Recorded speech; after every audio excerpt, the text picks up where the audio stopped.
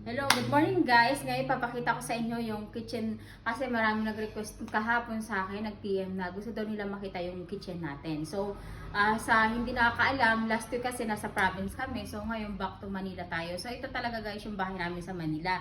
So, ngayon ipapakita ko sa inyo yung mini tour lang natin sa kitchen namin. So, ayan. Bali may ano kami, may 8 seaters to guys. Kaso nga lang, kinuha ko yung 2 seaters, dinala ko sa taas. Kasi maganda yung design ng chair. So, ayan guys, ito yung table sittings namin. Kahit may bisita man kami o wala, ganito talaga guys ang table sittings namin dito sa bahay. So, parang ordinary day na lang na ganito. Na ganyan talaga siya. May okasyon o wala, ganyan pa rin siya. So, ayan guys, ito yung charger plate na tinatawag guys. Baka magtaka kayo plato to. Hindi to plato guys. Ito yung charger plate na tinatawag natin guys. Kasi kailangan natin yan. Ito naman yung placemat. So, yan yung placemat natin guys. Ito naman guys, magtataka kayo kung ano meron dito. Ito guys, sinalagyan namin ng mga food, ng mga ulam, or kapag may kailangan tayo. Tapos ito guys, may tatanong nyo bakit may ganito kami. Ito naman para sa mga baso natin, sa mga glass, or kailangan yaman-yamanan lang tayo, di ba? So, alam nyo na. So, ayan guys, mapapansin nyo meron tayong ganitong ito nakarami nakapansin din, ano daw yung nasa wall namin. So, ito guys, hindi nyo may tatanong guys, ito yung tinatawag natin na gold na lining. So, lining yan, design ni Architect Jerome guys. Kaya kung gusto niyo magpagawa ng budget design na simple or mas mapaganda pa guys yung bahay nyo, i-ano nyo lang si Jerome Torrepier kasi napakagaling niya mag-design guys. So, ayan na, papakita ko sa inyo. So, ngayon guys, punta naman tayo. Ay, ito pala guys, yung ano natin.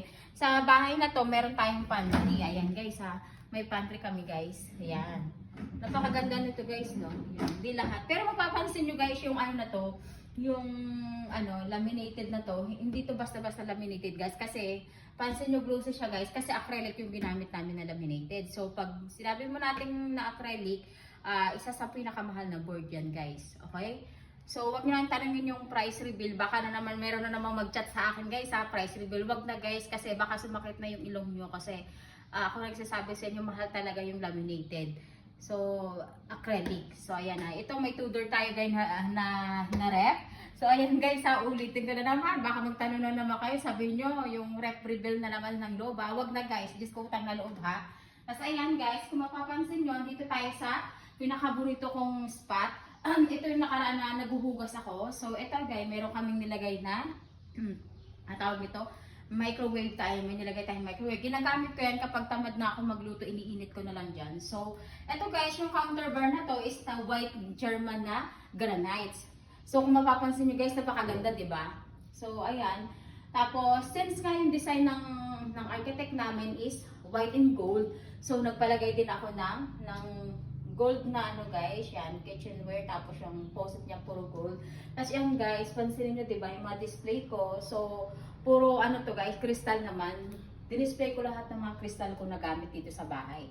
So ayan guys, ganda-gandahan lang ako, piling-pilingin, ayan, dahil nagpalagay ako dito ng cove light natin sa baba, na ilaw para just in case na gusto kong habang yung inarte lang habang naghuhugas, nagsasalamin, ayan, yan yung mga gusto kong parte dito sa kusina namin. Yan, may salamin din kami na malaki guys. Ayan guys, sa gusto nyo magpalagay ng salamin, i-contact nyo lang si Boss Gilbert kasi yan, napakabait ng tie-up namin yan si Boss Gilbert, sobrang bait. Tapos ayan guys, ayan, nakabuuhan. Ayan guys ha, hindi ko na muna ito bubuksan yan. Baka sabihin nyo na naman kasi, reveal na naman ng mga cabinet. Guys, utang na loob. Tapos ito guys, mapapansin nyo guys, lahat to yan. Meron dito, may naglagay si architect ng tawag dito, tinatawag dito, yung plate namin, naglagay kami nandyan yung utensil namin lahat. So mga yan. Ayan. Mapapansin nyo guys, so close yan lahat. Sumusunod siya sa galaw. Ayan, dito yung mga namin, baso. So ayan guys. Nandito naman yung, yan. Yan. Dito sa kabila guys, meron din yan dito guys. Kung mapapansin nyo guys, nandiyan lahat yung mga namin. Andito naman isa yung mga gold. Yan. May gold naman tayo dito ha guys ha. Ginto-gintuan tayo ngayon. So ayan. Kapag gusto nyo ganyan yung kaganda yung nyo guys. Ayan. Dito yung mga tasa. Doon ko nilagay yung mga baso na pansin nyo kanina guys. Dito ko nilagay yung mga tasa. Tapos ngayon naman dito naman yung mga baso natin. Ay yung mga plate natin. Okay? Tapos ngayon guys, mapapansin nyo, meron tayong dalawang klase dito. Ito guys, yung nilalagay natin sa guys, so hindi nga ako nakapag-refill guys, so diba? Sabi ko, nilalagay ko dito yung mga ano, tawag ito? Hindi ko alam tawag nun guys. So ayan. Dahil sobra kami guys sa ano, sa paglagay ng mga kutsara, naglagay din ako dyan kasi nga sobrang dami na guys. So ayan guys, dito naman, meron kaming CR. Ayan, ipapakita ko na rin yung CR namin dito sa baba guys. Diba sa taas guys, meron tayong dalawang CR. Yung kwarto namin, tapos yung kwarto ng mga anak ko may CR. Tapos ito guys, meron din sa baba syempre. Hindi may iwasan na nagpalagay din ako guys ng CR dito. So, kagaya din ako, diba? Ayun guys, naglagay din ako CR. Pero sa taas guys, ang mapapansin nyo, yung CR namin doon as gold, diba? Dito naman nilagay ko white and black para at least maiba naman, diba? So, pinumbination ko na rin yung pintuan. Ito guys, maganda rin to kasi glass na pintuan. Ito medyo modern to ngayon. Medyo may kamahalan lang, pero sulit din siya. So, ayan lang guys, meron din shower dito. Kung mapapansin nyo, naglagay din ako lahat ng shower para at least naman lahat ng tao. Baka magtaka kayo guys, wala kaming timba. Hindi uso timba dito sa amin kasi nga shower ginagamit namin lahat. Tsaka may bidet kami. So, wala kaming timba dito. So, ayan lang guys yung for today sa kitchen natin. Na gusto nyo magpaano ulit.